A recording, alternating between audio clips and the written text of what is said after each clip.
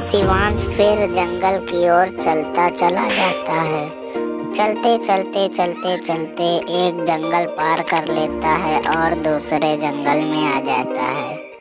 फिर वहां से भी चलते चलते चलते चलते उसे जादुई गुफा दिख जाती है और वह गुफा के पास चला जाता है और गुफा से बोलता है, मैं बहुत गरीब हूँ, मुझे साधु बाबा ने भेजा है, मुझे खजाना दे दो।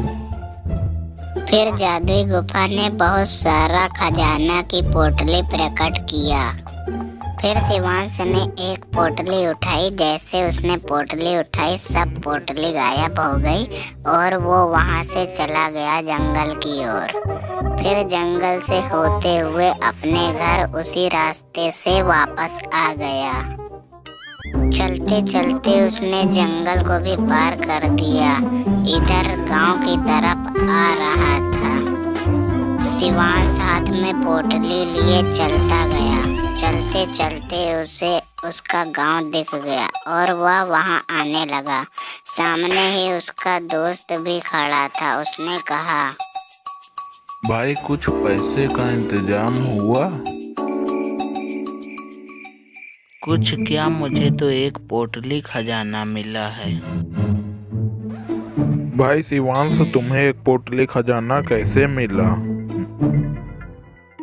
तुम जंगल से 100 कोस दूर चले जाना, वहीं पर तुम्हें एक जादुई गुफा दिखेगी। जादुई गुफा से बोलना, मैं बहुत गरीब हूँ, मुझे साधु बाबा ने भेजा है, मुझे खजाना दे दो। फिर वह बहुत सारी पोटली प्रकट करेगा, उसमें से तुम एक पोटली खजाना उठाना। ज़्यादा उठाओगे तो मारे जाओगे। ठीक शिवांश भाई, तुम जाओ, हम भी जा रहे हैं। फिर शिवांश वहां से चला जाता है और राघव भी अपने जंगल की ओर गुफा की तरफ चला जाता है। राघव जंगल की ओर पहुंचने लगता है और जंगल की ओर जब पहुंच जाता है तो वहां से जल्दी जल्दी चलने लगता है और कुछ ही घंटों के बाद वह जादुई गुफा के पास भी पहुंच जाता है। वहां जाकर खड़ा हो जाता है और जादुई गुफा से बोलता है, हे जादुई गुफा, मुझे साधु बाबा ने भेजा है, मैं बहुत गरीब हूँ, मुझे खजाना दे दो। फिर जादुई गुफा बहुत सारे खजाने की पोटली प्रकट करता है। राघव जैसे ही सारी पोटली उठाने लगता है वैसे ही वह गिर जाता है और मर जाता है और किसी को भी पता नहीं चला राघव कहाँ है।